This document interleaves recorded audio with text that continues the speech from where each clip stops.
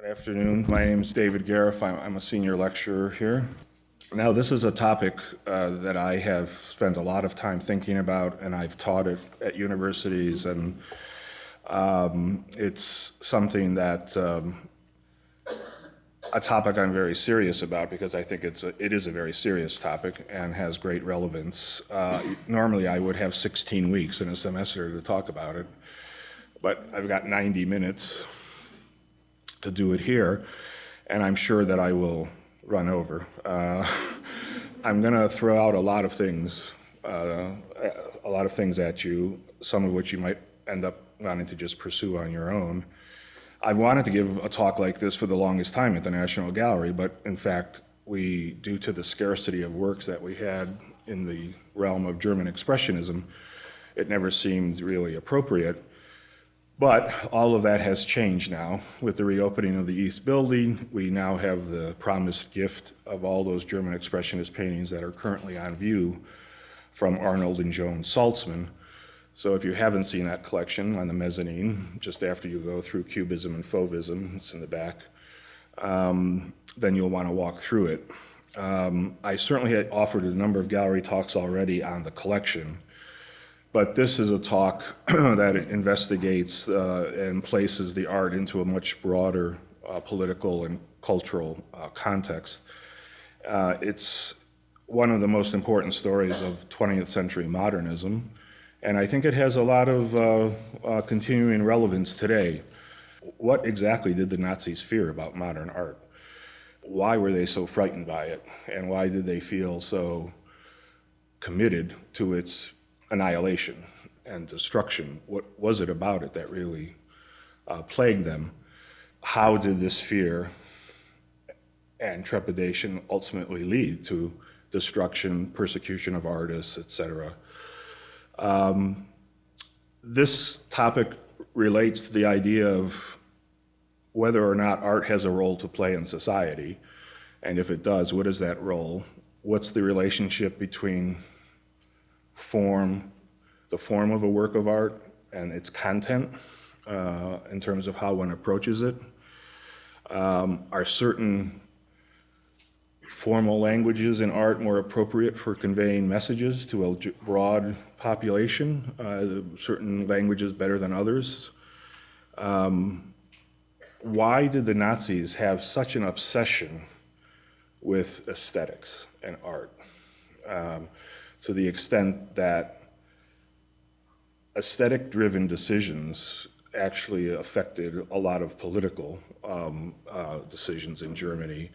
There's a wonderful documentary, came out a number of years ago, that sort of addressed this question. It's called The Architecture of Doom, and it's a magnificent documentary that addresses this issue of what was it about aesthetics that Hitler and the Nazis found so important.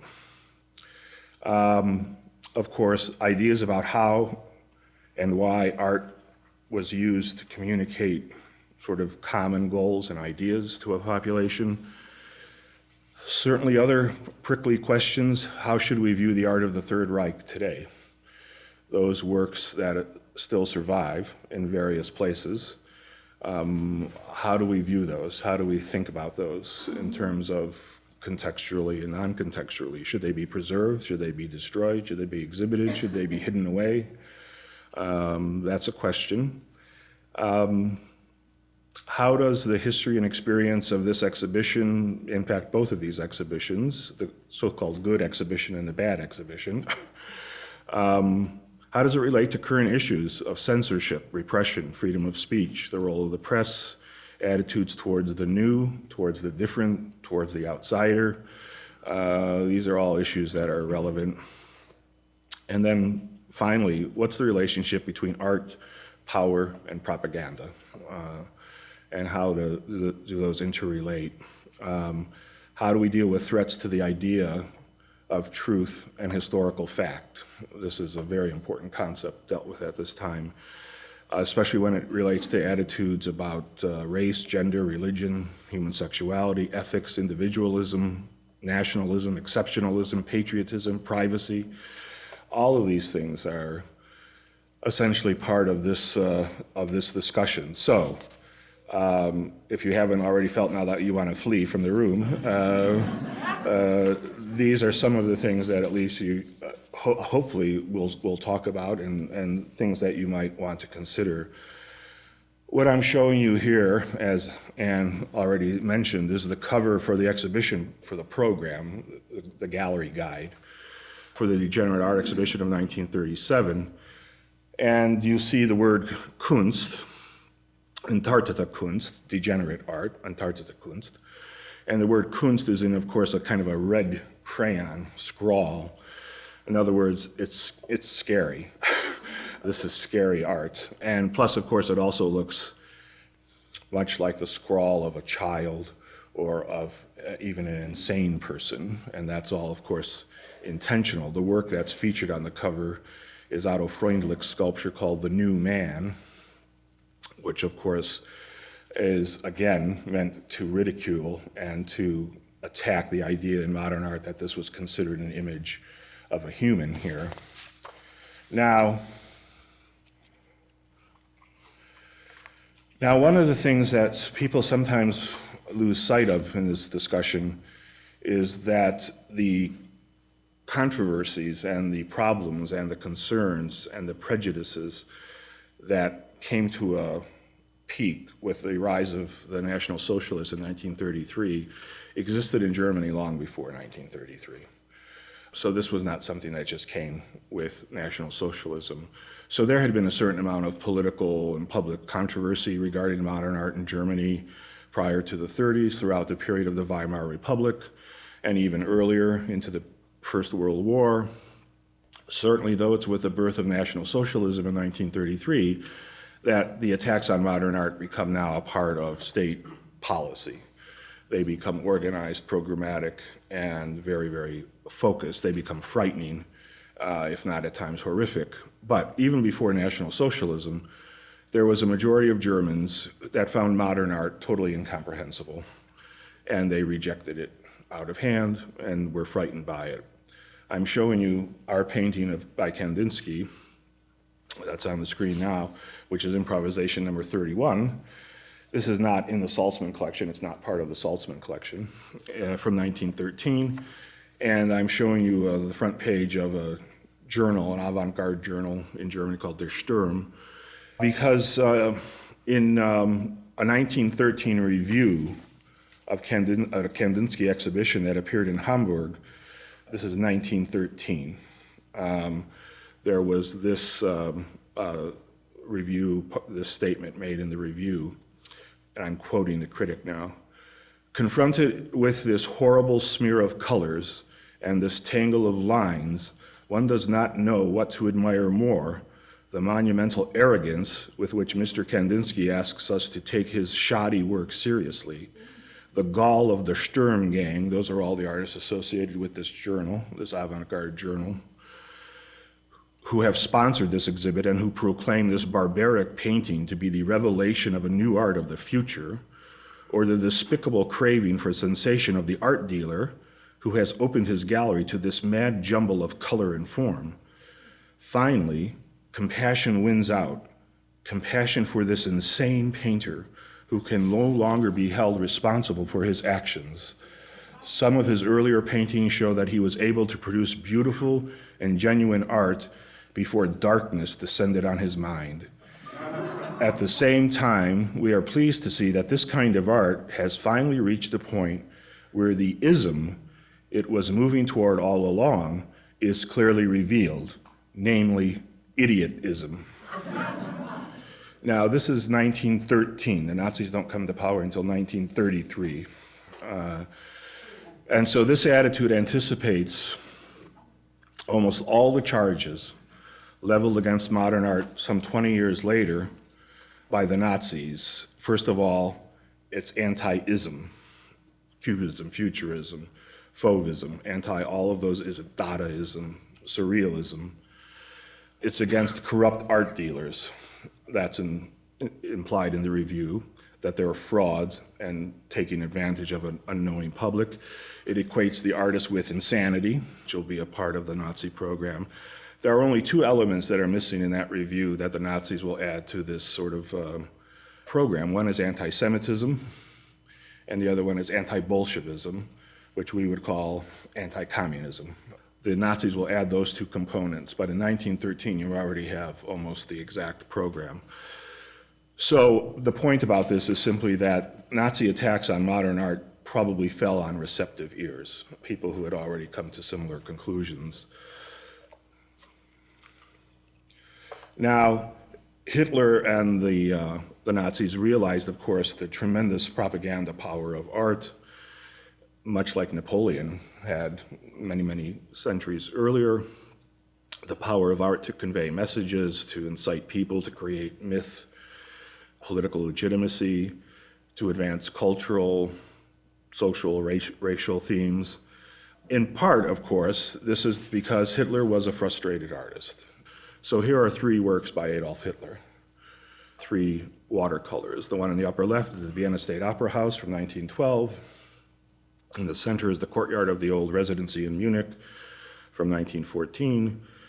And in the lower right is the ruins of a monastery in Messines in West Flanders from 1914. In February of 1908, Hitler, at the age of 18, had left his hometown, which was Linz, Austria, and he went to Vienna, and he hoped to gain admission to the Academy of Fine Arts. Of course, when he submitted his portfolio, which was mainly this kind of picturesque, sort of 19th century imagery, he was rejected. In fact, he then asked to apply a second time, and they wouldn't even let him apply a second time. So technically, he was rejected twice from the Academy. His dreams about becoming an artist were certainly dashed at that point. Vienna at that point was at the very cutting edge of a lot of avant-garde art. So Hitler's imagery here was seen as pretty old-fashioned, retard-a-terre. He sold a lot of these images as postcards to try to make a living. He sold them to tourists. Of course, ultimately, what Hitler sort of realized was that if he failed to be an artist in the traditional sense of the word, then he would become the artist and architect of something different, and that is of this 1,000-year Reich. That's where he would turn aesthetics into politics and vice versa. So that's one of the reasons aesthetics was crucial to Hitler's program, because everything that he was going to build then, bridges, buildings, pageants, parades, rallies, highways, everything, it was a kind of mass aesthetics that was meant to sweep people along, as in fact it certainly did. Now, ultimately, it's interesting because we think of a degenerate art exhibit as a persecution to a large extent of painters, but Hitler was less interested in painting and more interested in sculpture and architecture because they had a kind of grandeur that he was looking for. So one of the things that he was certainly interested in doing was to now create a new place for the exhibition of German art, great German art. And in that regard, he hired the architect Paul Ludwig Troost, who was the predecessor to Albert Speer, to design a new house of German art. So this is Troost with Hitler and another individual named Adolf Wagner. Looking at the model here, this is a photograph. The House of German Art opened in, this is a photograph from 33. The house opens in 37. So this is where he starts to transfer his desire to be an artist into this kind of impresario of tremendous artistic projects, but most especially architectural projects. Troost would never live to see the completion of his building. He died in January 1934, months before the cornerstone was actually laid. The museum opened officially on July 18th, 1937. Now, before we go down that road, let's talk about, again, sort of planting these seeds on a soil that was already pretty fertile in terms of its disgust, or at least confusion, with modern art. As soon as Hitler and the Nazis came to power in 1933, they already started to orchestrate programs against modern art, against art historians, museum directors, critics, curators, literature to ridicule it. This was before it all comes to a peak in the 1937 exhibition. So in March of 1933, Hitler issues a 5-point manifesto, and it reads in part as follows. What German artists expect from the new government? They expect that in art, too, there will be only one guideline for action from now on, and that guideline is a philosophy drawn from a passionate national and state consciousness anchored in the realities of blood and history. Art should serve the growth and strengthening of this folkish community. They, artists, expect not only that materialism, Marxism, and communism will be politically persecuted, outlawed, and eradicated, but also that the spiritual battle will now be taken up by the people as a whole, and that Bolshevist non-art and non-culture will be doomed to destruction. Here it must be the sacred duty of the state to place in the front lines those soldiers who have already proved their mettle in cultural battle. In the visual arts, this means, 1, that all products of a cosmopolitan or Bolshevist nature will be removed from German museums and collections. First, they should be brought together and shown to the public, and the public should be informed how much these works cost and which gallery officials and ministers of cultures are responsible for buying them. Only one useful function remains for these works of non-art. They can serve as fuel for heating public buildings. 2, that all museum directors who sinned against the needy nation by their shameless waste of public funds, this is of course during the Weimar Republic, who opened our art galleries to everything un-German, be immediately suspended. Suspended is a nice way of saying something worse, and be declared forever unfit for public office. 3, that from a certain date on the names of all artists subscribing to Marxism and Bolshevism no longer appear in print. We must abide by the old law of an eye for an eye, a tooth for a tooth. 4, that in the future, we in this country will not have to look at apartment blocks or churches that look like greenhouses with chimneys or glass boxes on stilts. What's he referring to there?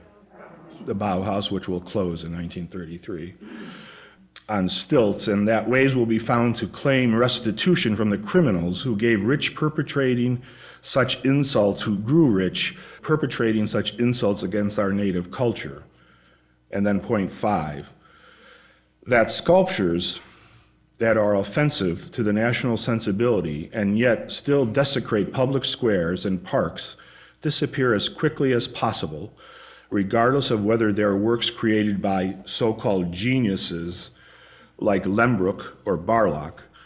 They must give way to the scores of artists loyal to the German tradition. The conscientious care and nurturing of all existing impulses towards a new flowering of art will have to go hand in hand with the radical negation that will free us from the nightmare of the past years. Our powers are waiting to be called to life. The people's love for art, immobilized by the terror of artistic Bolshevism, will reawaken. He's not very subtle. He talks about promoting the good art, the good artists, the true German artists, and about persecuting and destroying the art of those considered non-German. And that, of course, leads to the building that you see here on the right by Troost, that just shows you the model in 33. This is the building which opens in 37. 1937 is a pivotal year in German art history. 2 dates in July 18th and July 19th, 1937 in Munich. There are 2 exhibitions that open sort of back to back. On July 18th, the exhibition in this location, the House of German Art, and it's called the Great German Art Exhibition, opens on July 18th, so you were supposed to go to this exhibition first. This is the poster and catalog cover here. Once you saw the good art, then on the next day you were supposed to go see the bad art. On July 19th, the so-called Entartete Kunst, or degenerate art. But you have to take these two exhibitions together, and they're meant to demonstrate clearly to the public the triumph of official Third Reich art over degenerate modernism. And one was meant to celebrate, this exhibition was meant to celebrate the Volk, the folk, the people, and blood and soil, hallmarks of Nazi nationalism. And of course, the other was to ridicule modern art as Jewish, Bolshevik, the product of insane people. There were, in this exhibition, there were approximately 900 works exhibited. It was to be the first of 8 annual exhibitions, so it would happen every year for 8 years. It was an open competition. Artists could submit works freely. At first, there was a committee of artists assigned to be the jury about what would be in and what would be out. But a few weeks before the opening, Hitler was so frustrated with what was going on and with what was being selected that he dismissed the jury and he chose the works himself. The show was laid out thematically: cows, farms, nudes, things like that, genre scenes, still lifes, mythologies. Of course, you got to have a parade when it opens, and so this was when on the day of the opening of the House of German Art and of the exhibition, there's a huge parade, and again, this was in Munich. So in terms of who was asked to submit, the proclamation simply stated all German artists in the Reich and abroad were asked or invited to submit works. There were some 15,000 works submitted, and only about 900 only exhibited. And as I said, eventually it was really Hitler who was doing the main sort of selection. Now, this is the House of German Art today. This is a fascinating, and I don't want to get off track here, but of course I'm going to. Today it's not called the House of German Art, it's called the House of Art. It's a museum. And it went through in the post-Nazi period, in the post-World War II period. They weren't sure what to do with this building because of its checkered past. So it was a convention center for a while. You'll see old photographs with neon signs. It's like a convention center. They started to take away some of the Nazi insignia and things that were implanted in the building. And one of the things they did was to plant trees to hide the building. So when people came by on the street, you would see this row of trees. Then it was decided, though, to turn it into a museum, and it has now a very accomplished curatorial staff, et cetera. They dropped the German from the title, and now it's called the House of Art, and it does exhibitions on a regular basis. And in 2013, I think it was decided to hire the British architect David Chipperfield to actually renovate this building, to sort of bring it now into the 21st century, to get rid of the last vestiges of its sort of Nazi past. These are renderings. They look like photographs. They're not. They're architectural renderings by Chipperfield. What he's planning to do with the building now. It's going to be an incredibly beautiful, modern, beautiful, spacious kind of gallery. And this is one of his renderings, a couple of his renderings here. When there were a lot of people against this in Munich, and so he had to deal with the pro and cons of should we continue to use this building. And in one press conference, Chipperfield said this, quote, "The building that houses the House of German Art must now assume new responsibilities beyond those inherited from its dark history, not by hiding its guilt, but by living with it, overcoming it, subverting it, and leading it into an alternative future." So this renovation has began last year in 2017, and is going pretty much apace. And he advocated taking down all the trees. He's cutting down all the trees and re-landscaping. Chipperfield's a great architect. If any of you know the St. Louis Art Museum, the east building of the St. Louis Art Museum was designed by Chipperfield. The expansion in St. Louis, it's a beautiful gallery space. Now, I mentioned that when the Nazis come to power in 33, before the entire degenerate art exhibition of 37, they're already sort of in a haphazard sort of way attacking modern art. And what Hitler talked about was unleashing what he called, quote, a tornado against modern art, and it begins as soon as he comes to power.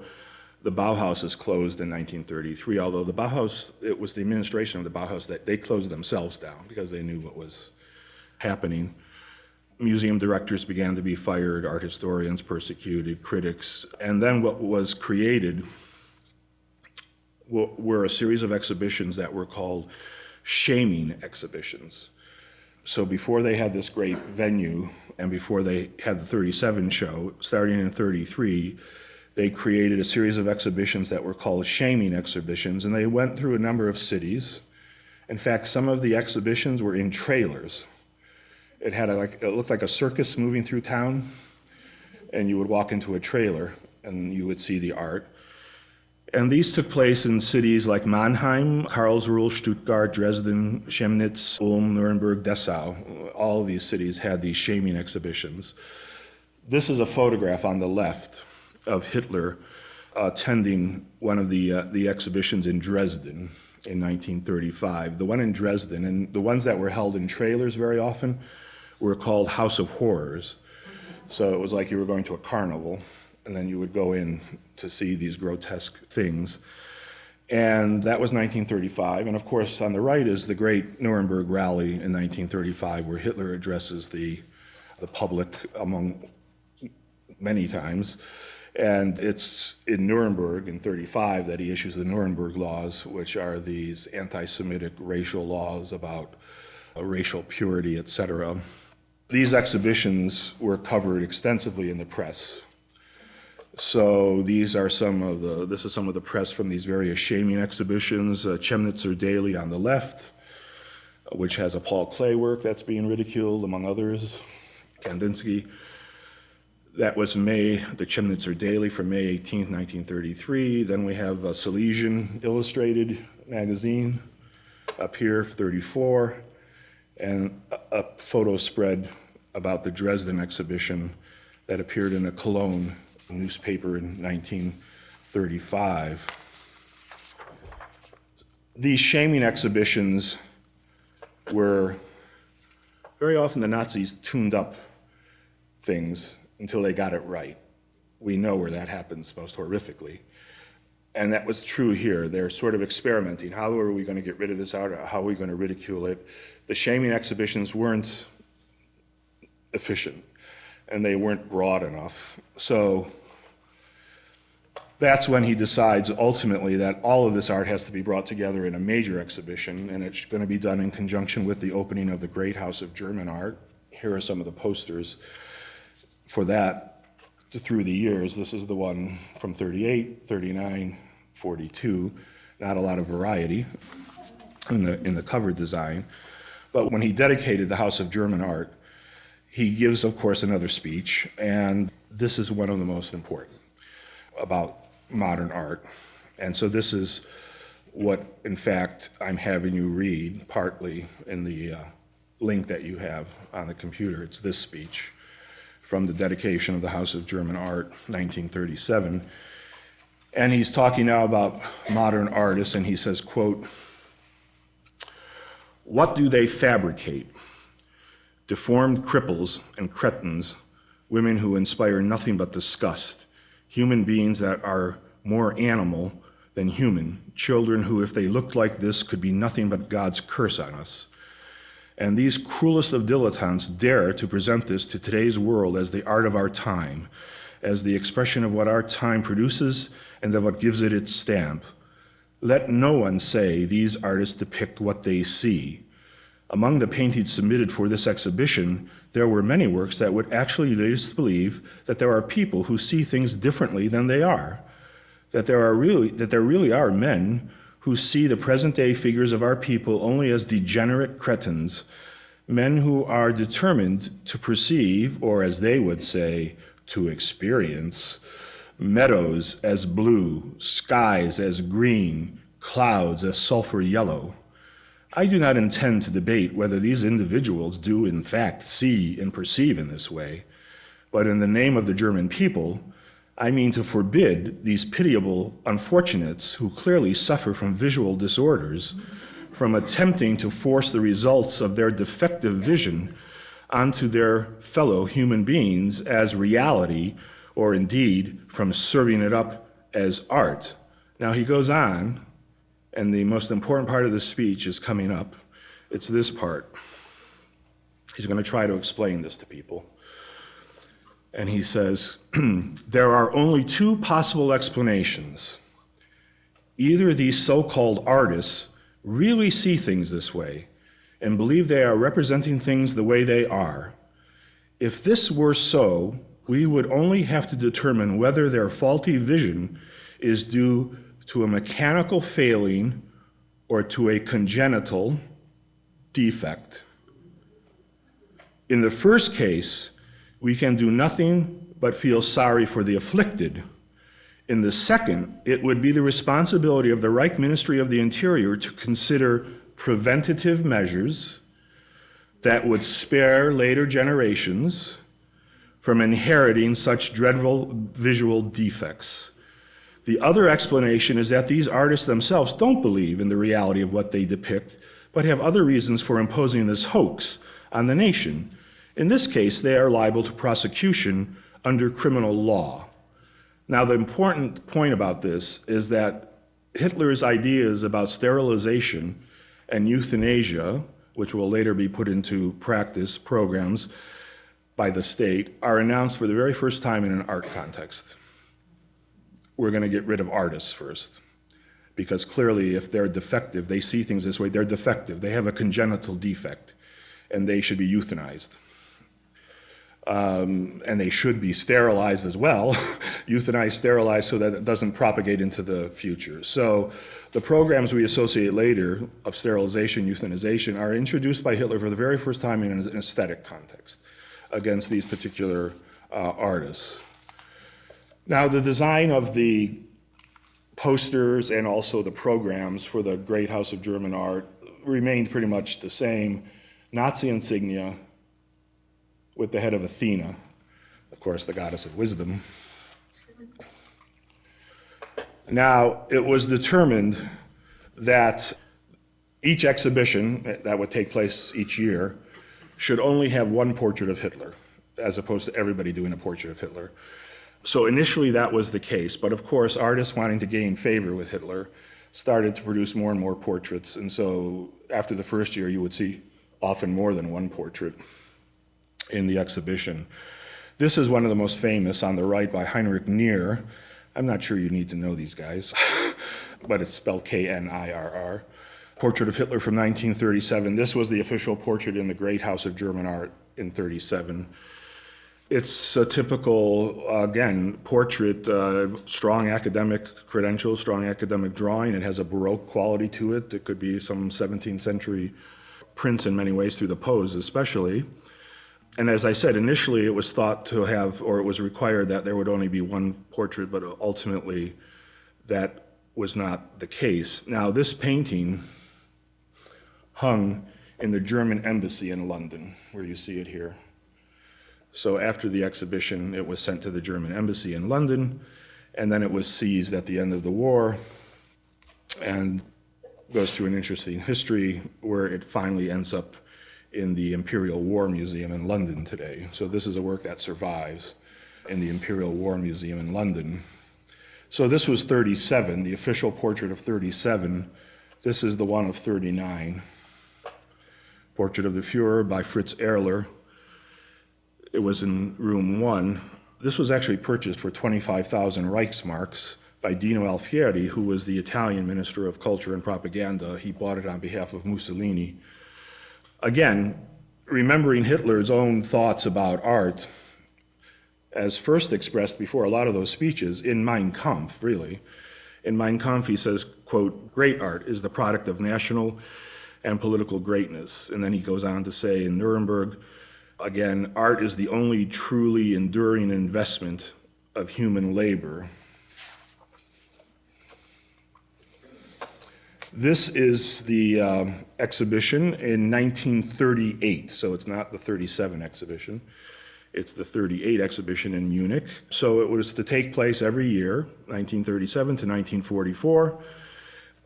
Different artists were exhibited. Usually Hitler, again, was the one who was doing a lot of the selection, and almost every year Hitler was the man who purchased the greatest number of works from the exhibition. So here you see it. You can see the cast of characters here, including Goebbels, Hitler and Goebbels here. And this is the Hitler portrait for that year.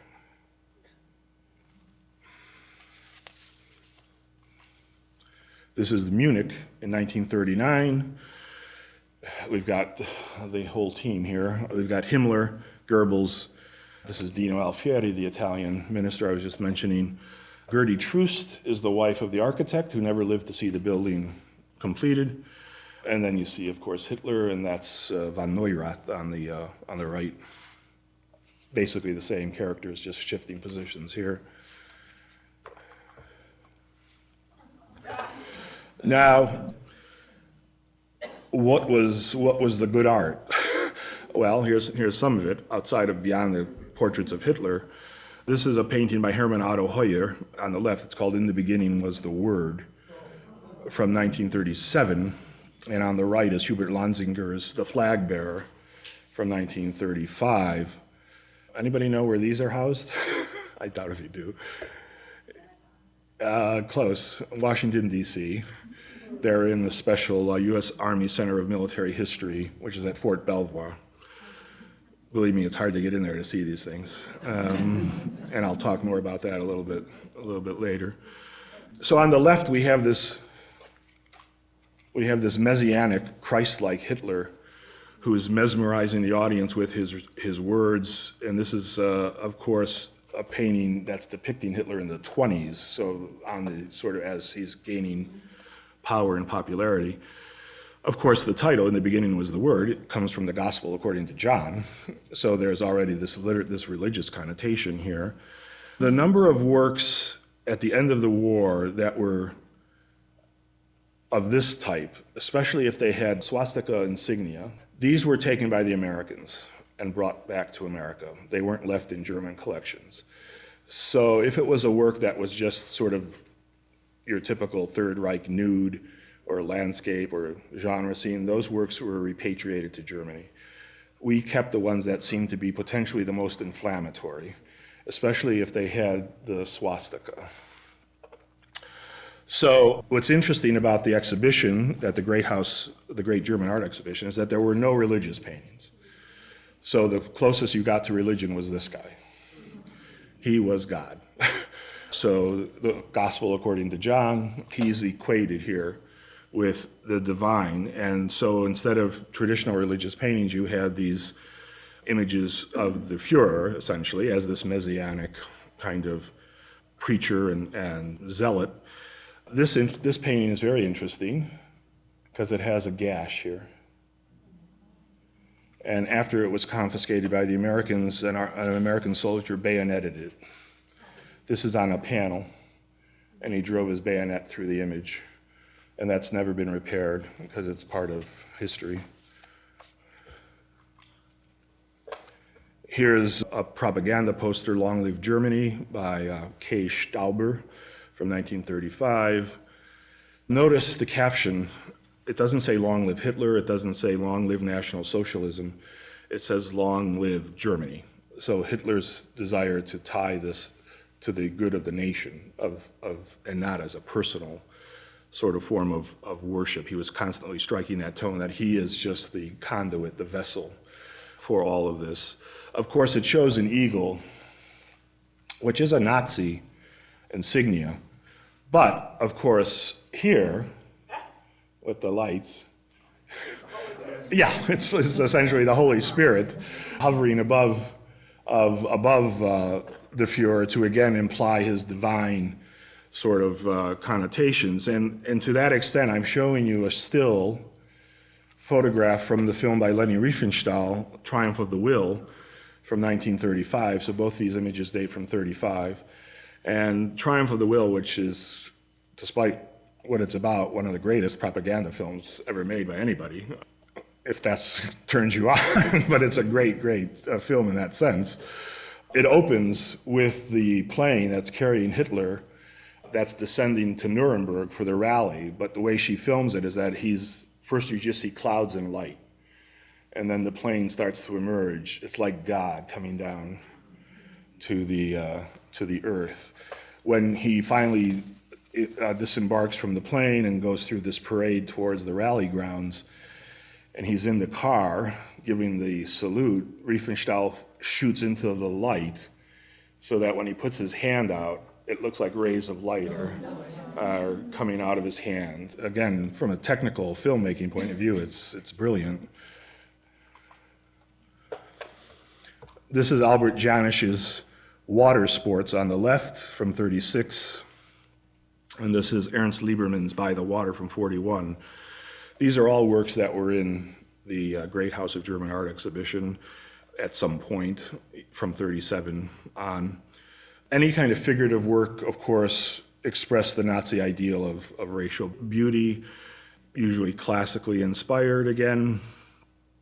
Hitler was against anything that was nebulous. So he once said, being German means being clear. And then again, in another speech, he says, anything with any claim at all to the name art can only be Greco-Nordic. So he ties these two traditions, the classical Greek tradition and the Nordic tradition together. Of course, here we've got all these men. And the other aspect of the propaganda here is that, of course, they're all working together. They're like a well-honed machine. Each one is a cog, but they all work effectively to move things forward. The images of the women, which, well, again, we'll talk a little bit more about as we go along. This was a painting that Hitler purchased. He liked it so much. Purchased it for 4,500 Reichsmarks. And the way I interpret paintings like this is it's the women who are essentially there, I don't mean to offend anybody, waiting to be fertilized. And that is the role of the Nazi woman, as mother and as wife, and as the vessel to be fertilized to produce children. This is Sepp Hilt's Country Venus on the left, sometimes called Peasant Venus. This was at the art exhibition in 39. This painting Goebbels bought. He loved it so much. This is Hilt's, the artist, at work. There's the model. Here's the painting in his studio, 1939. He's an academically trained realist painter. He came to be known as the German painter of peasants. This is very typical. What's interesting about works like this when we start to think about them is how we approach them. Hiltz's work is essentially apolitical. I mean, he's not portraying Hitler or anything like that. But if an artist's work is apolitical, does that mean he's above politics? Are the works above politics? And this is where the context of how we interpret these works is very important. If you saw this work in one context, it might mean one thing. If it's in another context, then it might mean something else. From 38 to 44, Hiltz, this artist, presented 22 paintings at the various exhibitions. Hitler purchased 2 of them, and Goebbels purchased one, this one here. This was one of the stars of the 37 show in Munich. Adolf Ziegler. Ziegler was Hitler's favorite painter. This is called the 4 elements.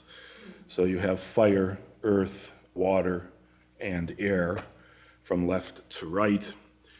Ziegler comes down to us with the famous his references as the, quote, master of the German pubic hair, because this was typical of all of his paintings. Ziegler, though, is very important because Ziegler becomes a confidant and a minister of culture under Goebbels, working closely with Hitler. So he has a big role to play in what's in and out, who's persecuted and who's not. Here he is in his studio. Here he is in his bow tie with Hitler. There's Goebbels there in May of 1937. This painting was so admired by Hitler that he purchased it and he gave it a place of honor hanging over the fireplace in his Munich apartment. So here you see he had an apartment in Munich, which you see on the right, that's the building. And this is where the painting resided. Wolfgang Willrich, The Aryan Family on the left, 1930. This is actually a print from a lost painting. And Ivo Saliger, The Judgment of Paris on the right from 1939. Again, painting on the left is quintessential sort of Third Reich, the quintessential Aryan family, father, mother, children. The boy is dressed as a member of the Hitler Youth here. The house, the timber, refers to there are two traditions of architecture that Hitler advocated. One was classical, certainly. The other one was the folkish tradition, so the German folk tradition of architecture and thatched roofs and Bavarian little cottages and all of that. Again, without getting deeply into the attitude about the Nazi attitude about women, which are displayed again over and over here. You just go through the various tracks and you find things like this. To be a wife and mother is the German woman's highest essence and purpose of life. And then goes on to say that the responsibility of women is to be hereditarily fit to raise racially pure children. So femininity becomes associated with motherhood and fertility. Fertility, this is another quote, fertility, not intellectual abilities, was the key. And then what you find are the three Ks that related to women's activities. They were Kinder, Küche, and Kirche, which means children, kitchen, and church. Those were the three spheres where women were supposed to sort of function. A woman could win a medal. There were medals for motherhood. And the more children you had, you would get, it looked like the Iron Cross, but it said mother on it. Mothers were to be accorded the same honorable status as the soldier in the community because a woman was sacrificing her body and life for the good of the fatherland, much like a soldier did. So this is Third Reich women, shall we say. This is Ernst Ludwig Kirchner on the left and Otto Müller, not quite the same attack on things. This is Nude Woman Combing Her Hair on the left by Kirchner from 1913 in the Brücke Museum today in Berlin. Two Female Nudes in a Landscape by Otto Müller, 1922. Of course, during the Degenerate Art Exhibition, paintings like this were hung over slogans, one of which read, an insult to German womanhood. So that was the take on paintings like this. One of the things, for example, that Third Reich painters never did was to experiment. And one of the reasons that the German Expressionists are so important, Müller especially, because this is a painting in tempera. And he essentially resurrected tempera on burlap so that it created almost a fresco-like effect. So experimentation, which is very much a part of these artists' thinking, but it was not at all a part of your traditional Third Reich artist. Adolf Wissel's Kallenberg peasant family on the left from 1939. Leopold Schmutzler, Working Maidens from around 1940. Of course, the Aryan family, the simple farm family living in harmony with the land and with nature, the reference to blood and soil, again, through these images. This painting was purchased by Hitler. He loved that painting, he owned it. So it was this Nazi art policy to reflect the blood and soil ideology, the honorable life of workers, and et cetera. Now, the question again about context is interesting here. First of all, these are incredibly competent painters. They're very good painters. And they're good painters in the traditional academic, realistic sense. They know how to paint. What if I didn't tell you anything about this painting, and I called it Iowa Farm Family? What if you didn't know anything about this painting? And I just said the title of this painting is Iowa Farm Family. we all want to sort of put it on our refrigerator. So context is important. This is one of the things one has to think about. This is Udo Wendel's The Art Journal on the left from 1940. The magazine was very important to the Germans. The radio was most important, but next to the radio were periodicals, newspapers, and we can actually identify the sculpture they're looking at in this art journal here. This journal that is actually portrayed here was run by Heinrich Hoffmann. Heinrich Hoffmann was Hitler's official photographer, but he then became more than just a photographer. He became a very close art advisor. This is Adolf Wissel, group of farmers, 1935. Wissel used his wife as the model there. But Hitler was most excited not by painting, but by sculpture. And he had two favorite sculptors, Josef Thorak and Arno Breker. So this is Thorak's work called Comradeship on the left in the exhibition. Sorry about the logo, I pilched this. In the Munich exhibition in 1937, and comradeship, of course, very typical kind of topic. Thorak and Breker worked for the Nazis. Breker was the more important sculptor, probably. He became the official state sculptor in 1937. They were given these huge studios at the expense of the state in which to work because the scale of their work was colossal. After the war, Stalin wanted to hire Breker to come to Russia and be a sculptor, but Breker turned him down. This is the work of Breker. So here it is in the 39 exhibition. And here's the sculpture called Readiness. So we had comradeship, readiness. Again, you look at these sculptures, and there is a certain sterility about them. There's a certain banality. Technically, though, again, very, very proficient. Here is Albert Speer, Hitler, and Breker. So Hitler's favorite sculptor and his favorite architect after the death of Troost. Here, this is in Paris in 1940. This is the studios, Thorak studio here. So you see people. Here's the scale. And this is Breker in his studio. Here, a lot of these were for the Olympic Stadium, for the Zeppelin track and all of that. Now you look at something like this, and then you look at Barlach. Remember, the sculpture on the right could fit on this podium. It's, about this big. And this is the work we have at the National Gallery from the Saltzman collection. So this is Barlach's The Avenger from 1914 against Breker's Readiness, and you can see the difference here. What Hitler wants is control, and certainly this large scale. German Expressionism is very different in feeling, but one of the biggest differences always is simply the sense of life in German Expressionist works. There is a vitality and a life that is not present in a lot of the other work by the artists of the Reich.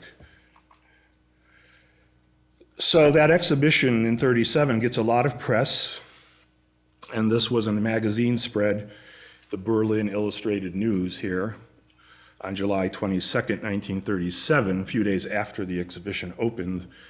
And it talks about, the headline there reads, "Works that are setting the direction of German art." And we know everybody is here. I just showed you that painting.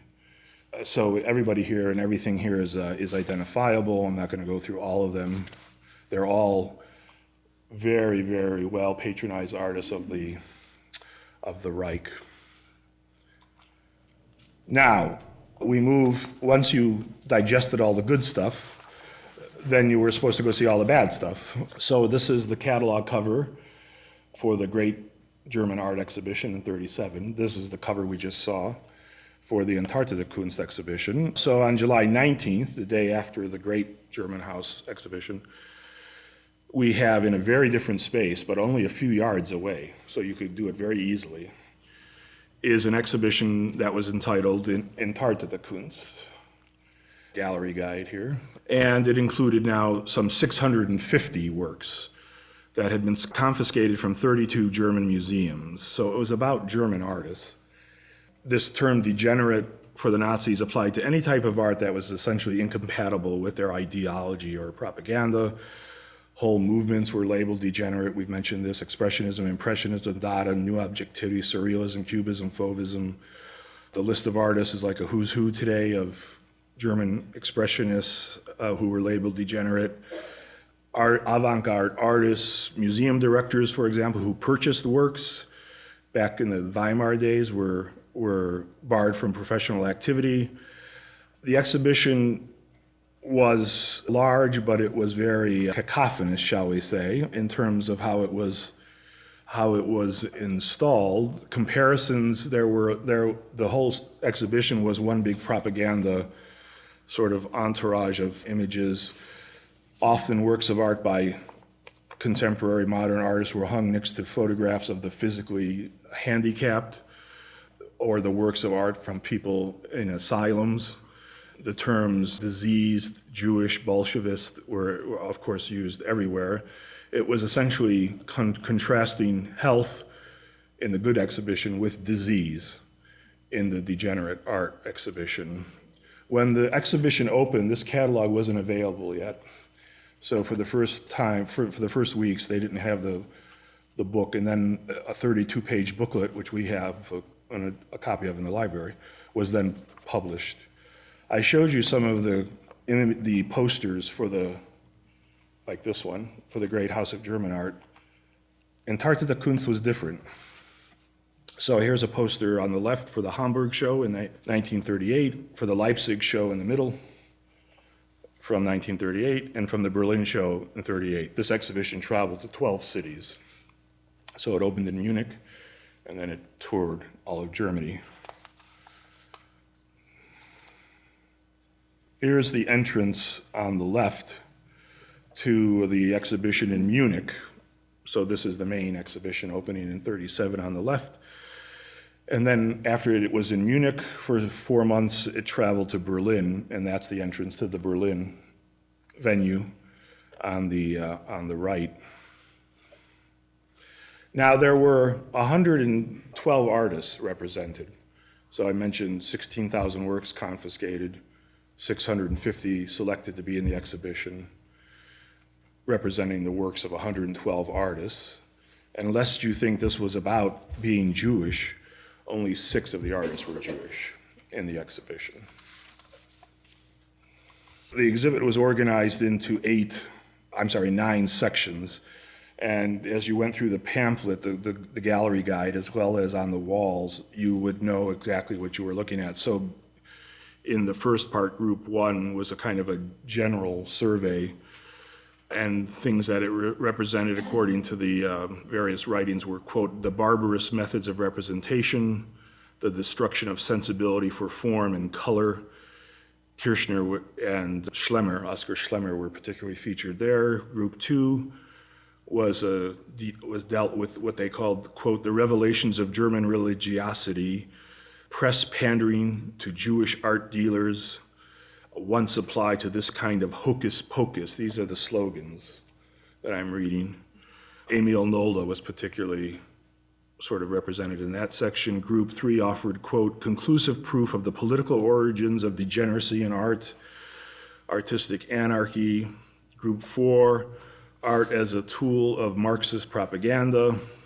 Group 5, the world, this was dealing with the female nude, but the slogan said, the whole world appears to be one huge whorehouse, and humanity is made up of nothing but prostitutes and pimps. Group 6 was the systematic eradication of the last sort of trace of racial consciousness. So this is the one that was the most racially charged, dealing with African American, South Sea Islanders, etc. Group 7 was again essentially about race. Group 8 was all about anti-Semitism and what was called, quote, representative selection from the endless supply of Jewish trash that no words can adequately describe. And then finally, group 9 characterized essentially total madness, insanity. the height of degeneracy. This is where works were placed against works by people from insane asylums, schizophrenics, etc. When you entered the show in Munich, hung low, and the first thing that you would hit, and literally you did hit it, was the great Ludwig Gies crucifix, crucified Christ from 1921 that had been in Lübeck Cathedral. They show a photograph, actually I think it's a little bit cropped here. There was a photograph of when it was in Lübeck Cathedral on the bottom of the cross. The placard says, "Marvel," and then it goes through to tell you everything you're about to see that you're supposed to be so enthralled with. But of course there's this big question mark about whether or not this is art. So when you came up the stairs to the exhibition, you basically ran into this. So the show was hung, it wasn't really hung, it was thrown out there in a very cacophonous way. Abstract paintings were hung upside down, paintings were hung without frames, etc. These are actually two scenes from the only film footage we have of the exhibition. It was a 4-minute film that survives, and this is the Gies. In fact, you'll see in the film, this guy realizes he's being filmed, then he backs out. It's a 4-minute video that you'll see these are images taken from. It's silent. So this is the 1937 Munich exhibition, the only film footage we have. So there's the Great House.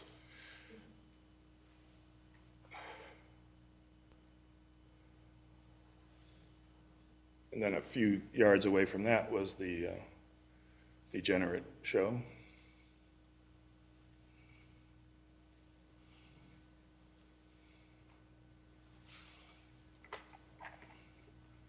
There's the Gies. Now this guy realizes he's being filmed and decides to leave.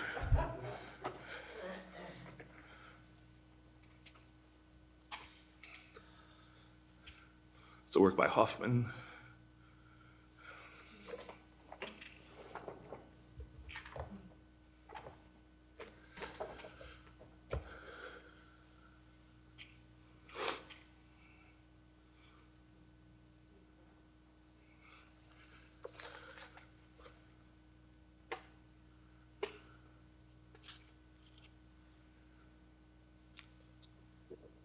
That's the Dado wall, which I'll show you in a second. This wall here.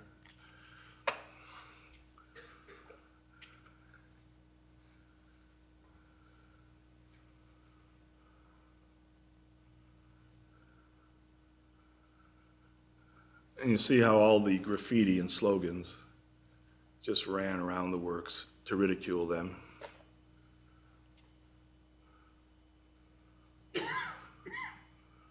I'm going to talk about this one in a second. I'll read that to you in a few minutes.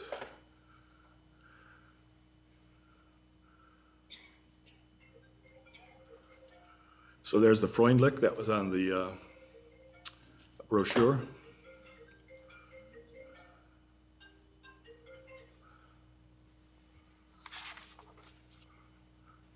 There's the entrance. Entrance free. Exhibition Entartete Kunst.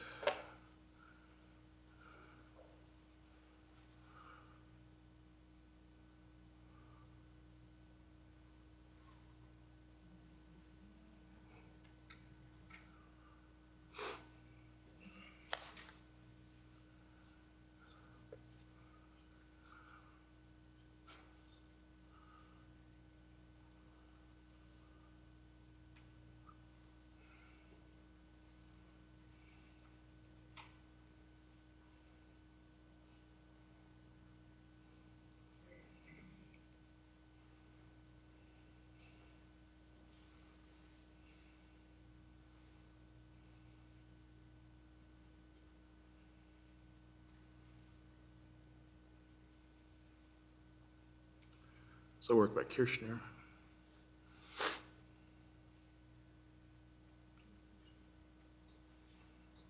And it would tell you the museum where it was confiscated from.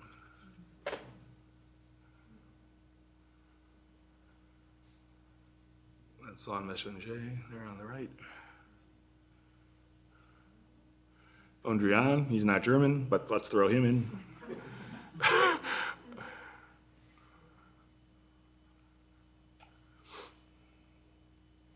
They had 4 years.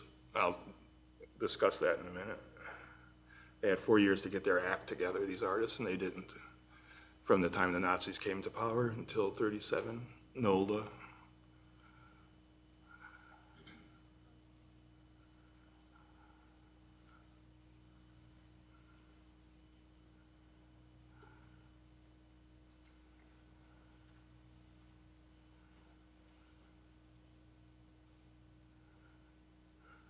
Okay, so here is, you just saw the installation, and this is one of the most famous parts of the installation that dealt with Dada.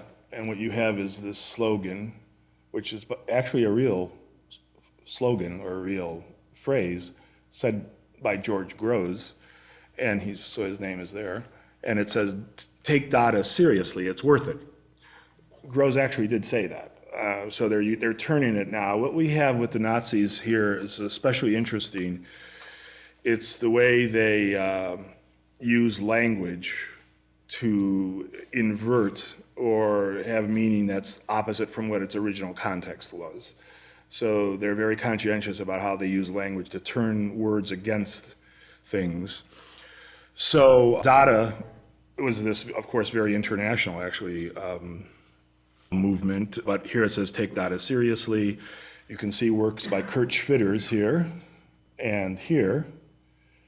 This is a work by Paul Klee, who has nothing to do with Dada. And the wall is a recreation of a painting by Kandinsky, who has nothing to do with Dada either. So this is the painting by Kandinsky that was the inspiration for this.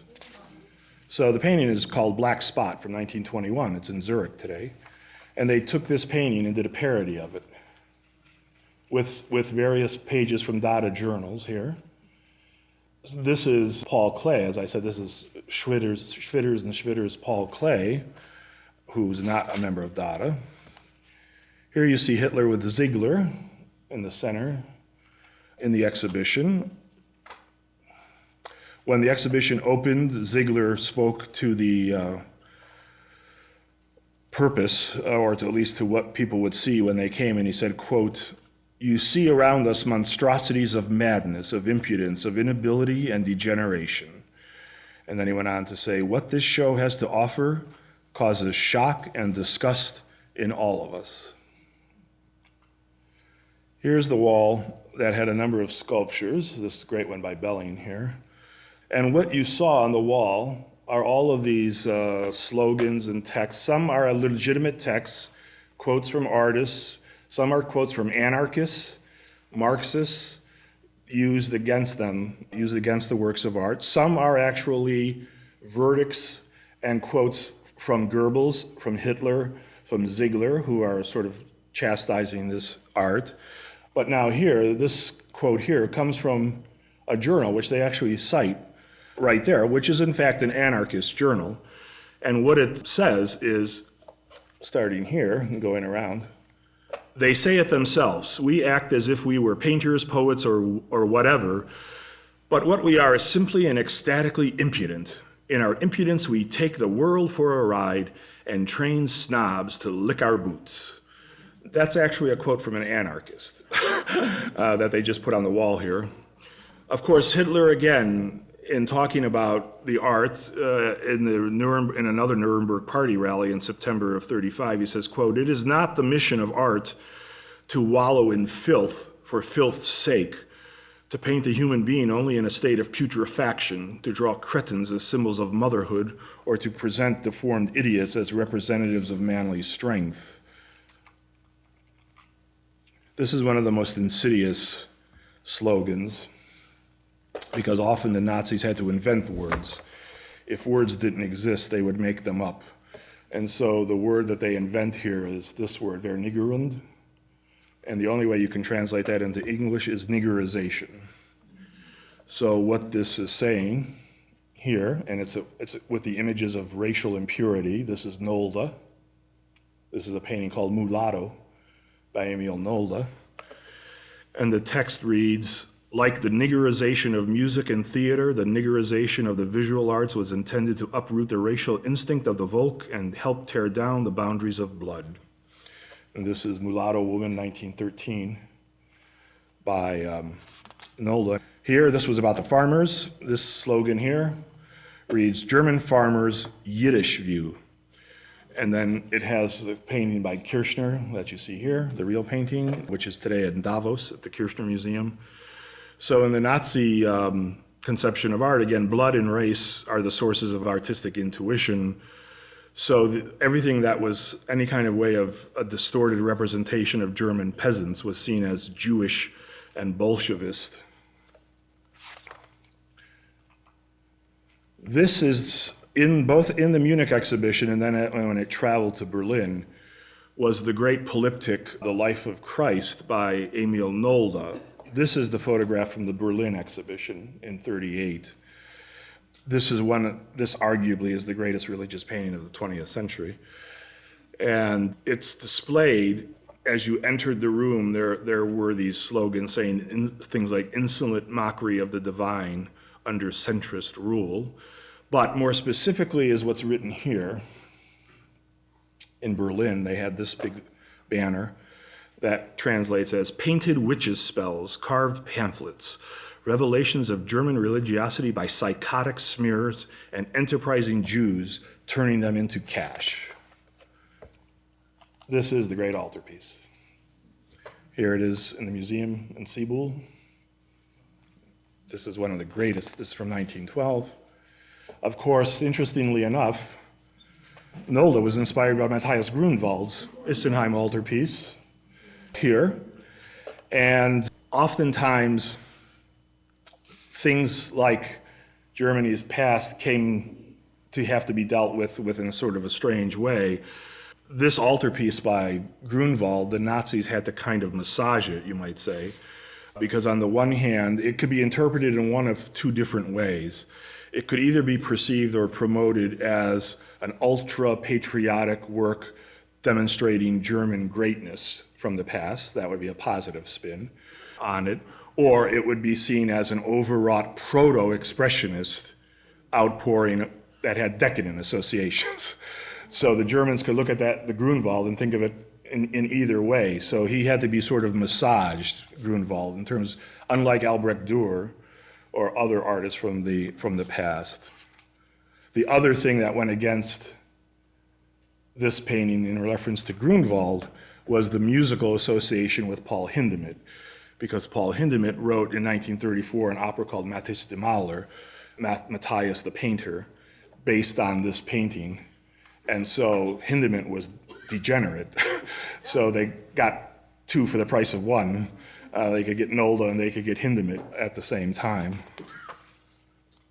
This is the Resurrection panel by Nolde. That's the Grunewald Resurrection panel.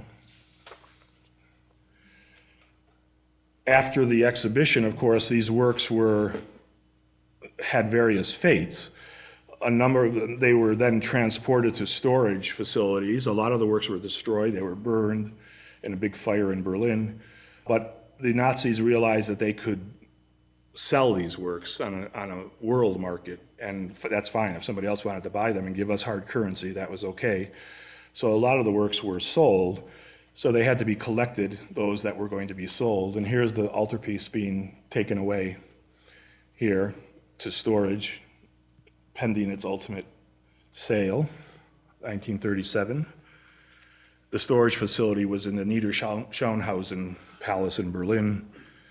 Now, what this is very important, and that is there were two edicts that could be issued against painters by the Nazis. One was known as an Ausstellungsverbot, which would, if this was sent to you, it forbade you from exhibiting. The second, the worst one of the two, was a Malverbot. A Malverbot was an edict against you that forbade you from painting, but not just from painting, from owning the materials of an artist. So for example, and the Gestapo could come at any time and check up on you. So for example, artists had stopped working in oils because the smell of turpentine if they burned drawings and they worried about the smoke coming through the chimney, they had to do this in a very sort of discreet fashion because somebody would report it. So this is the Malverbot issued to Nolde. Nolde was the most persecuted of the artists. And this is the edict that forbids him from painting and from owning the materials and tools of the artist, issued on August 23rd, 1941. So this has survived. Here, with all these various sort of urban and rural scenes, is a swipe against curators and art historians, because the slogan here says, even museum bigwigs call this the art of the German people. Here's the wall, here's Nolde's painting of Mass, and here it is here on the right. The Antarctica Kunst exhibition closed on November 30th, the one in Munich, closed on November 30th, 1937. Again, facts and figures, the people attending the good art exhibition, shall we call it, numbered probably somewhere between 400,000, 500,000 probably, although these figures can vary. Over 2 million people saw the Antarctica Kunst. And by the time that show finished traveling, over 3 million people had seen that show.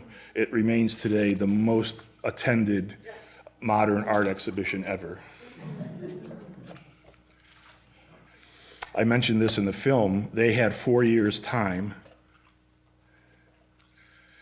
And this is Lehmbruck. Now, this is very interesting. This shows you the ironies and the complications and the contradictions. So this phrase, they had 4 years' time, appears on the wall, and it's an indictment of all these degenerate artists who had 4 years to get their act together after Hitler came to power in 1933. And by 1937, they were still doing the same stuff. So that's it, time's up. You guys have to be sort of shut down. Now, what's interesting is the case of Lehmbruck, because of course Lehmbruck committed suicide in 1919, and he served in the First World War with distinction, and as a medical orderly, he was discharged, of course, having essentially a nervous breakdown. So he was a veteran, had served in the war, and yet here he is, plus he was dead. I mean, he wasn't even alive in 1937. This work today is at MoMA. Yeah. In the basement, it was sort of the basement, the ground floor, they hung all the prints and drawings and etchings. So this was all essentially prints and drawings and etchings for the most part, including the great Nolde Prophet from 1912. We have a print of this, we have a version of this here. This is the one actually from MoMA though. Beckmann's Departure. Beckmann, of course, was particularly persecuted. He was kicked out of his teaching job in 1933, but he had the good sense to flee the country in 1937, and he never went back. He never stepped foot on German soil again. So this is what you would have seen. You would have gone to the good show and seen this. You would have gone to the bad show and seen that. Now I'm showing you the painting we just acquired through the Saltzman collection, because up to now we never had a painting by Franz Marc. So this is Franz Marc's Weasels at Play from 1911. This is the great painting by Marc that was in the Degenerate Art exhibition called The Tower of Blue Horses from 1913. When you first came to the show, you saw this work.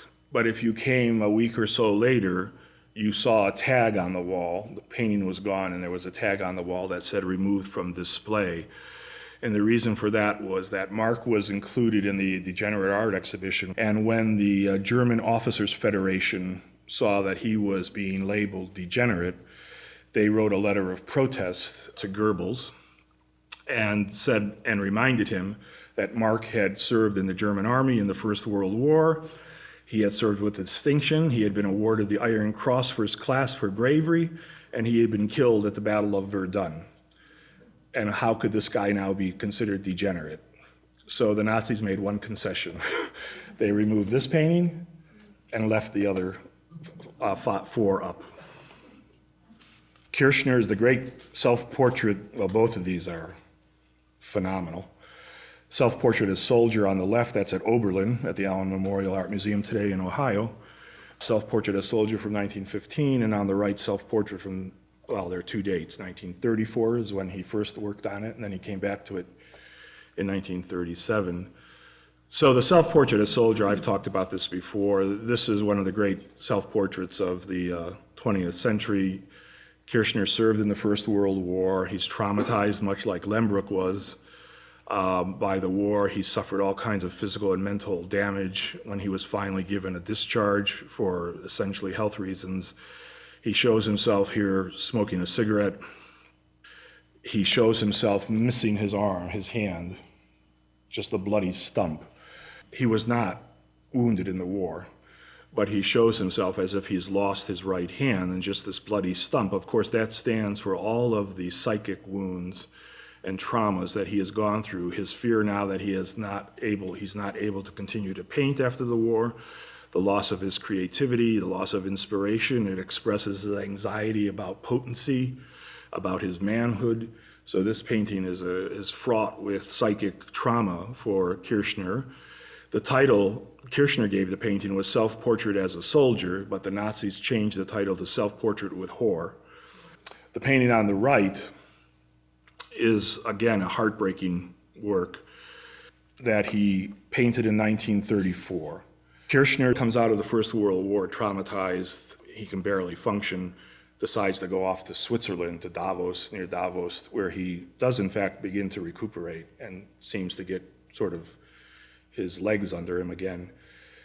But that brings the next blow for him is the rise of the Nazis, because then he's going to be particularly persecuted by the Nazis. And so by the 30s, in the time of the Degenerate show in 37, he's seen his works confiscated, and he's starting to destroy his own work. He's starting to burn a lot of his work for fear that it'll fall into Nazi hands. And he comes back to this self-portrait that he had painted in 1934, but now it's 1937, the year of the Antarktika-Kunst, and his work he has over 600 works confiscated. And he comes back to this 34 portrait and paints out one half of his face, paints out his hands with what could almost appear to be the start of a swastika, and paints the wallpaper with what looks like a swastika. So this is his own canceling of himself. He's canceling himself. His face, his working hands, and attributing it to the tension of having to now exist under Nazi rule. And of course, in 1937, he commits suicide. Here he is in two self-portraits in his military uniform from 1915. This is the great Kirchner we now have from the Saltzman collection upstairs, 1910, Two Girls Under an Umbrella. Again, without belaboring the point, this is Lieberman's By the Water, the painting that Hitler owned from 41. Regardless, again, there's a great vitality here, and there's a great kind of emptiness there. The two exhibitions were studies in museum design and installation. Here you see it. If you went to this exhibition, the House of Great German Art, there's the Ziegler triptych. With all due respect, it looked like you were at the National Gallery. Yeah. The wainscoting, the beautiful light, beautiful spacing, etc., benches. This is Antarktika-Kunst. You were just shoulder to shoulder with people. You were bumping into works of art. Things were falling off the wall. People were stepping on things, etc. Now, this is context. Design is crucial. Installation design is crucial. So I put works in this environment, and already one is predisposed to have the time to admire them, to look at them. This doesn't allow for that. What if we put the German degenerate art here? This is the National Gallery, upstairs. This is our room now, devoted to the Saltzman collection. And now you have the same kind of advantages, space, beautiful spacing, light, logic, etc. So that's a huge element This is the room upstairs with the Saltzman collection, the great Lembruck, Seated Youth. Here's Goebbels coming to the exhibition when it was in Berlin in 1938. Now, this is the exhibition brochure that we've talked about, the cover here. These are just some random pages. On the cover was that great Otto Freundlich sculpture called The New Man from 1912. Freundlich was a German painter, but he was a Jew. He was a German Jew. He spent actually much of his career in France. He was arrested in Nazi-occupied France by the Gestapo in February of 1943, and then he was sent to the Majdanek concentration camp in Poland, and that's where he died on March 3rd. Now, these are the pages in the exhibition brochure. So as you would walk through the exhibition, you would be following along in your brochure, and you would have these texts that would essentially tell you what to think about this work. Now, I mentioned that there had been the ground laid for this kind of thing long before the Nazis. So I want to mention just 4 texts, well, actually 6, but if we look back into the history of German writings about race and art especially, there are certain books that were well known by the 30s to the Nazis. We know certain volumes were in Hitler's library, etc. The oldest one is the work that you can still get today on Amazon by Max Nordau from 1892 called Degeneration in Tartung. What he did in this book, and this is the 19th century now, he attacks what he believed to be degenerate art, and the book deals with all kinds of what he considered to be case studies of artists and thinkers who he thought were degenerate. And believe me, the list is interesting. It included Oscar Wilde, Henrik Ibsen, even Richard Wagner and Nietzsche. He thought they're all degenerates. But the basic premise of Nordau's book is that society and human beings themselves are degenerating, and this degeneration is being reflected in and influenced by art. So this was an important sort of seminal text. Then we have Prinzhorn's text, Image Making by the Mentally Ill, from 1922. This is a text that was actually a clinical scientific text. And it's actually known as the work that launched the field of psychiatric art. It's an attempt to analyze the drawings of the insane, the mentally ill, not just psychologically, but aesthetically. So it had both components in it. And what Prinzhorn did in this book was to cite the works of 10 what he called schizophrenic masters. They were schizophrenics, they were in asylums, but he thought their art had tremendous sort of worth to it. So that was an important. The most insidious book is this one. And this is Paul Schultz-Naumburg's book called Art and Race from 1928. Now here, this is a polemic in which Schultz-Naumburg argues that modernist art was the result of the degeneration and the corruption of northern races and the susceptibility and the indication that these corrupted artists were essentially not just degenerate, but insane, mentally ill. And I'll come back to that in a second.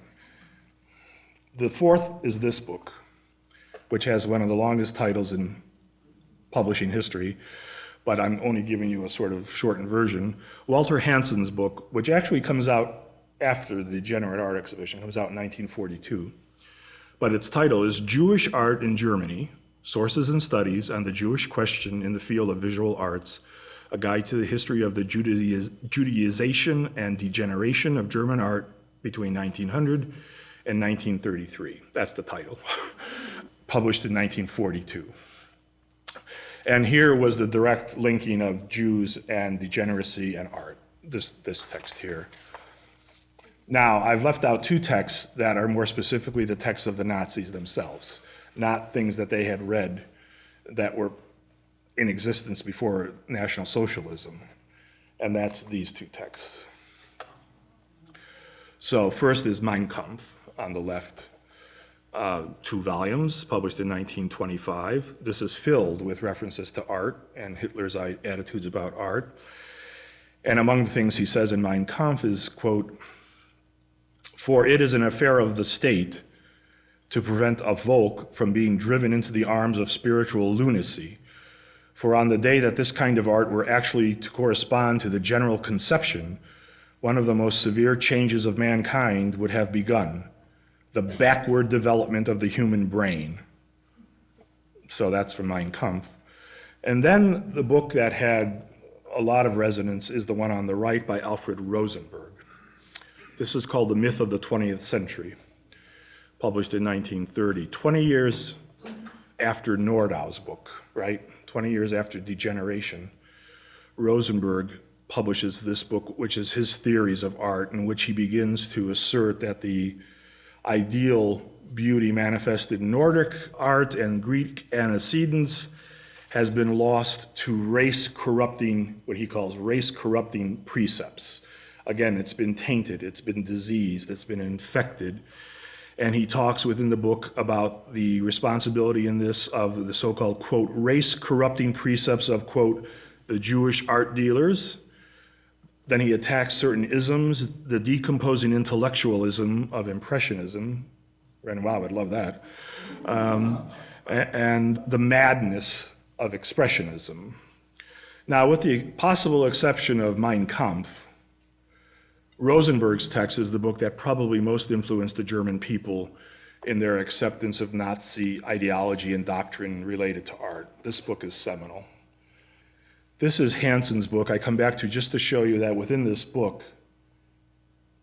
he lists all of the artists who were in the Degenerate Art exhibition in 1937 in alphabetical order.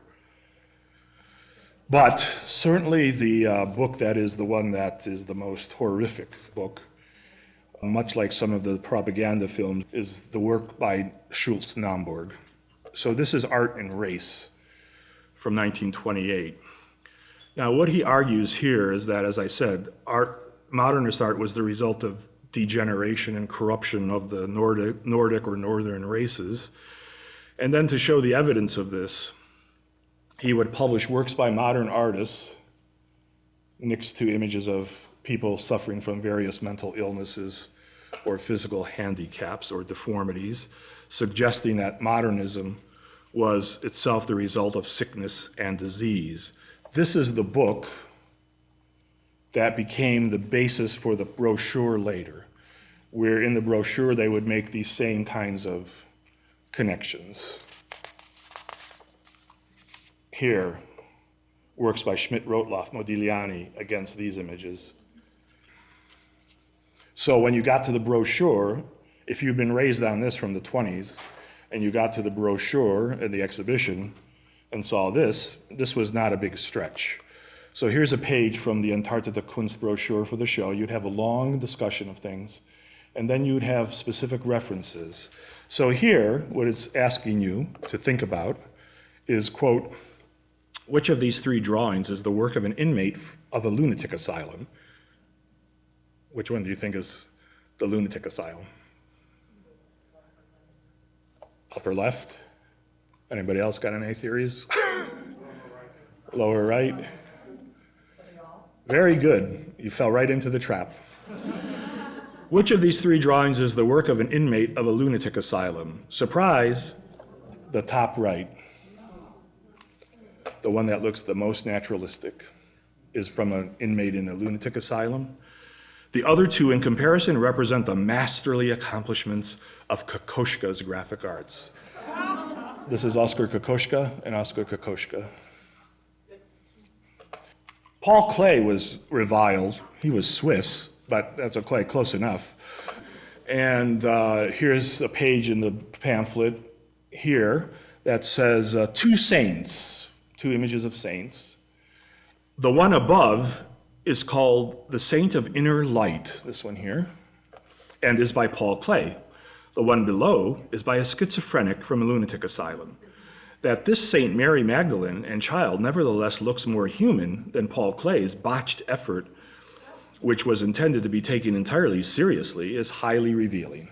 So again, The more naturalistic, this work today is a lithograph, so there are numerous places. This is the one in San Francisco.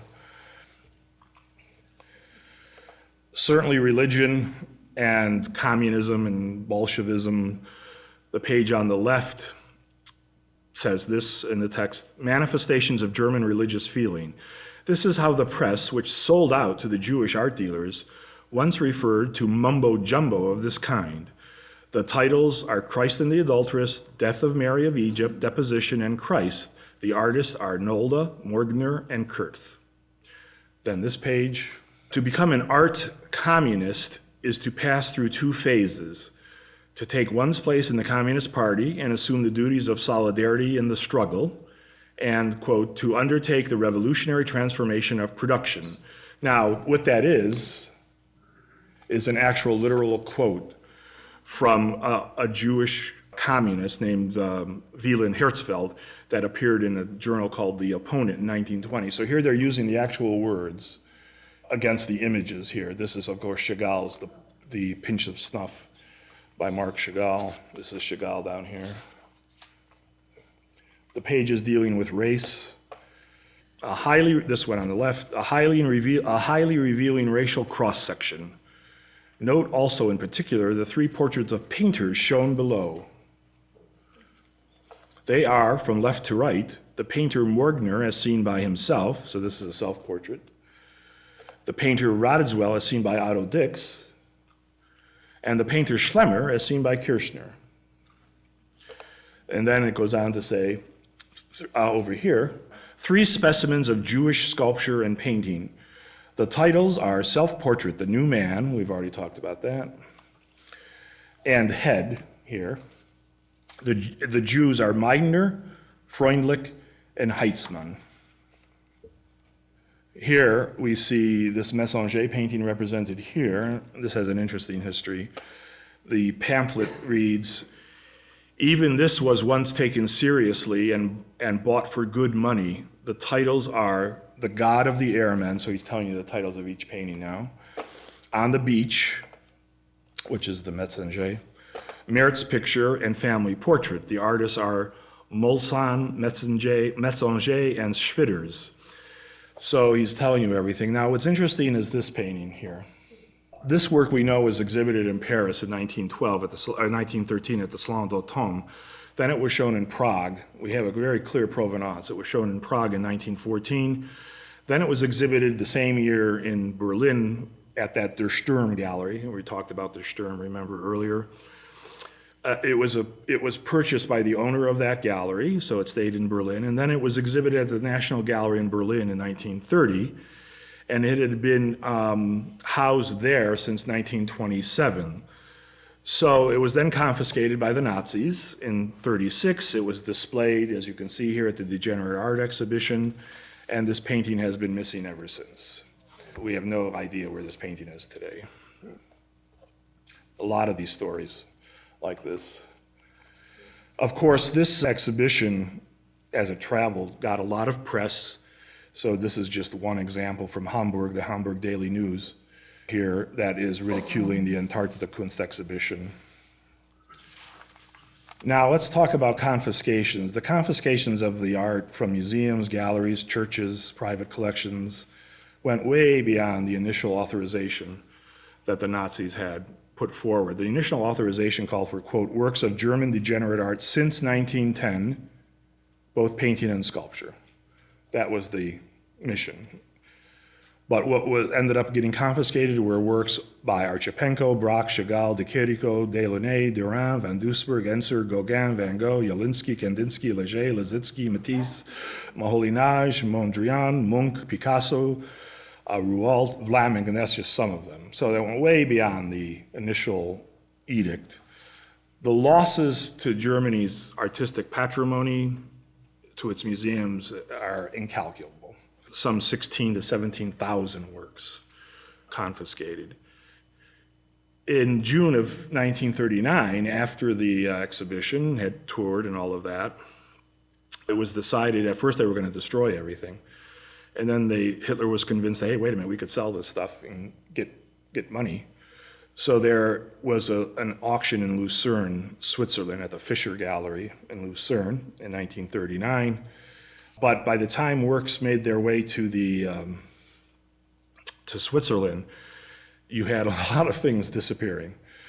For example, Hermann Goering took a bunch of works that he liked, whether they were degenerate or not, he liked them, and he spirited them away.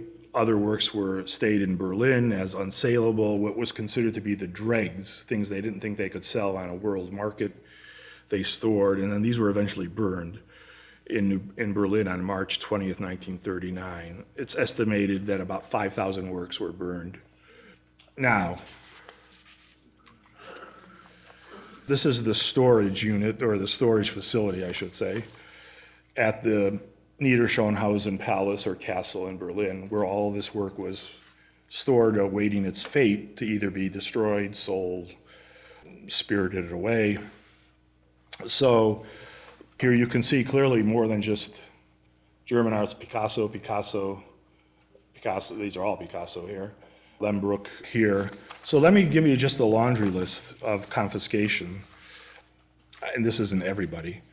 Ernst Barlach, 381 works confiscated. Max Beckmann, 509. Otto Dix, 260. Erich Heckel, 729. Ernst Ludwig Kirchner, 639. Paul Klee, 102. Oskar Kokoschka, 417. Kata Kollwitz, 31. Wilhelm Lehmbruck, 116. Franz Marc, 130. Otto Müller, 357. Max Pechstein, 326, Christian Rolfs, 418, Karl Schmidt-Rottluff, 688, and who's at the top of the list? Emil Nolde, 1,052. Now, Nolde was a member of the Nazi Party, and he had pure Aryan blood. His parents were German and Danish, and he suffers the most. So this confiscation was not about religion, it wasn't about being Jewish, it wasn't about anything like that. It was about the art, about the fear of the art itself, and Nolde sort of typifies that. I'm not mentioning all of the artists who lost teaching positions, were kicked out of the academies that they had been members of. They were all labeled degenerate. Many of them had both the Ausstellungsverbot and the Malverbot issued against them, etc. Now, among the works that were confiscated were works by Picasso, Gauguin, and Van Gogh. This is Van Gogh's self-portrait dedicated to Paul Gauguin from 1888. It had been taken from the Staatsgalerie, the Neue Staatsgalerie in Munich. And this was going to be, they knew they could sell that baby. So at the auction, it fetched 175,000 Swiss francs, which was 30,000 more than was the actual asking price. Here it is on the block. Now, just to sort of fill out the picture here, if I hadn't already done that, the Nazis just weren't against visual art, they were against music and film. And so there was as well a degenerate music exhibition. And this opened in Dusseldorf in 1938 and then traveled. This was the poster and the brochure guide. Here, the cover. This is one of the installation photographs here. Here, of course, considered degenerate were all of the most important contemporary composers of the day, certainly especially the Second Viennese School. So Alban Berg, Webern, Paul Hindemith, Stravinsky, all of these artists composers were censored. Certain genres of music, certainly jazz, swing, all of that was deemed degenerate. Now, what's fascinating is this image. People don't really know where this comes from, so it's interesting. It shows on the cover this black musician playing a saxophone. He's in a tuxedo, and he has on his lapel a Star of David. So again, they're conflating African-American, Jewish together by all of that. But what's the base? Well, let me show you when you open up the brochure. One of these recently came up for sale in Berlin. Here it is. And here's the page devoted to Schoenberg, ridiculing Schoenberg. But coming back to this image, it relates to this. There was an opera written in 1926 by Ernst Krenek, and the opera was called, in English, Johnny Strikes Up, but in German, Johnny spielt auf. These are the two piano scores here. This is the German performer who had the title role of Johnny, who is a black musician who plays jazz. That's part of the opera. He's one of the protagonists. His name was Alfred Jürger, so he's in blackface here. This is the image, and notice in his lapel is a carnation. But this is the image that gave birth to this. Krenek's opera was banned as degenerate. Krenek was one of the composers who was deemed degenerate and eventually emigrated to the United States. In the exhibition, you had this. This is like a trifecta here. They're getting everybody in one wall. This is one of the walls of the installation for the Entartete Musik, devoted to Schoenberg here. And what you had here was this portrait of Schoenberg by Oskar Kokoschka of 1924. We think this painting is in a private collection today, very discreet. So this is in Dusseldorf, and it had all this propaganda, and here you had a number of things, because it targeted modern music, Jewish composers, black jazz musicians. So here you have a lot of things that work together. You have the painting on the left that hangs off center, and that's a painting by Kokoschka, who's degenerate. So we're attacking the degenerate painter by having Kokoschka there on the wall. And then the text reads, the Jew, Arnold Schoenberg, as Kokoschka saw him. So then we attack Schoenberg, Kokoschka, and the fact that Schoenberg is Jewish.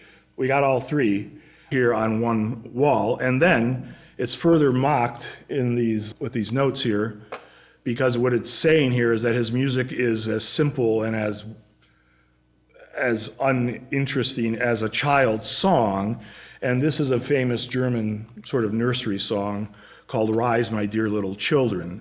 So within this one display on Schoenberg, you had attacked the concepts of Jewishness, modern painting, avant-garde music, and I might add, typography. The Germans were very sensitive to modern typography, the Bauhaus typography, things of this nature, different fonts. Coming back to our room, we have Lehmbruck, and I want to just quickly run through that room for you to show you some of the things that are now part of our permanent collection. So this is two paintings now we have by Emil Nolde that we never had before. So this is Flower Garden Kneeling Woman and with Hat on the left from 1908, Circle Dance from 1909. So we have two Noldes now. We have always had this painting, which is up on view. That's Kirchner's Dance Hall, Bellevue. This is a new edition. The Kirchner, Two Girls Under an Umbrella. Two paintings we've had, and they're currently not on view, by Kirchner. Two Nudes, and The Visit from 1922. The Two Nudes is from 1907. These are two new editions from the Saltzmans. On the left is Haeckel's The Mill from 1907, and Otto Mueller's Bathers from 1916. Max Pechstein, Summer Day, 1911, Saltzman collection. And also from the Saltzman collection, The Bathing Scene, The Green Cloak by Max Beckmann from 1934. The new Franz Marc now, Weasels at Play. Of course, now these are not De Broeke artists, but they're Blue Rider, Marc, and the Kandinsky we've always had. It's not with the Saltzman works, it's on the upstairs level. Improvisation number 31 from 1913. Also members of the Blue Rider, Jelinsky's Murnau, which we have had. This is a new edition from the Saltzmans, August Mackey's People at the Blue Sea. Of course, we have interesting connections. We have a great Mondrian. Here's the Mondrian in the Entartete Kunst exhibition. One of the things they did is that they put the prices that the paintings have sold for, that they were purchased for, on next to the paintings, but what prices they quoted were the Weimar Republic prices, when it cost $3 million, 3 million marks to buy a loaf of bread because inflation was so high. So they quoted the Weimar Republic prices to infuriate people about this is where your money was going to buy these works, your tax dollars. These curators and directors in the Weimar Republic were purchasing these things. Does that sound familiar? Here's the Dada wall I want to come back to. Schwitter's Klee.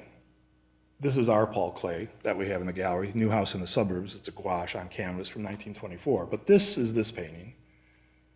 And what that painting is Swamp Legend from 1919. Now, what's fascinating here is that in 2017, just last year, after the longest court battle in German history, 26 years, the longest running German legal wrangle over Nazi looted art, there was a settlement about this picture and its return to its rightful owners. This picture ended up in Munich at the Munich Museum after the Entartete Kunst, and it was always it's part of the collection in Munich at the Lenbach House Museum in Munich. But it was determined pretty persuasively that this painting had belonged to a German art historian, Sophie Lazitzky Coopers. Now, Sophie Coopers, she had married, her first husband was Mr. Coopers, but then she married El Lazitzky, the Russian avant-garde artist. And we know from documents that Klee painted this picture in Munich in 1919 and that he gave it was acquired, I should say, by Paul Coopers. So it was purchased by Paul Coopers, directly from Klee, not through a gallery. Then Mr. Coopers died of tuberculosis. His widow met El Lazitzky, fell in love, and they left for the Soviet Union in 1926.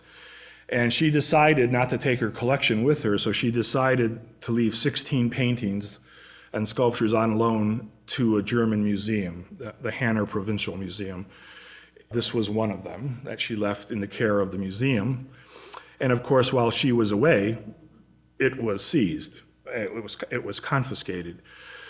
So only recently, just last year, was this case resolved, and now it was resolved with a settlement that will allow the painting to stay in the museum where it's at, the Lenbach House in Munich, but now the family will be reimbursed the current market value of the painting.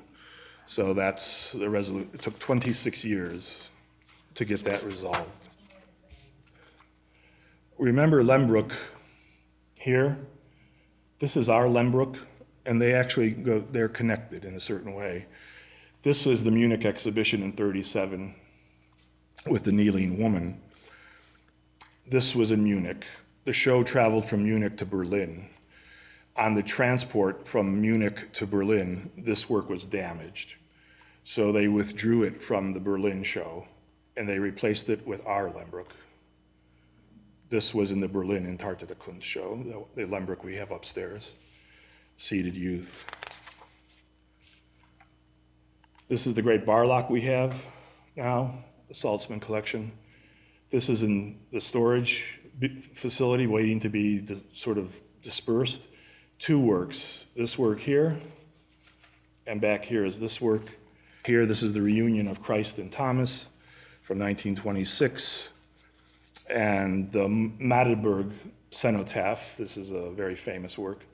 That's back here, you can see it a little better there. Now, what I haven't dealt with, but I'm going to leave this with you to think about, is the second part of what this was supposed to be, which is then what happens in the United States in this same post-war period through the 30s and 40s and even into the 50s.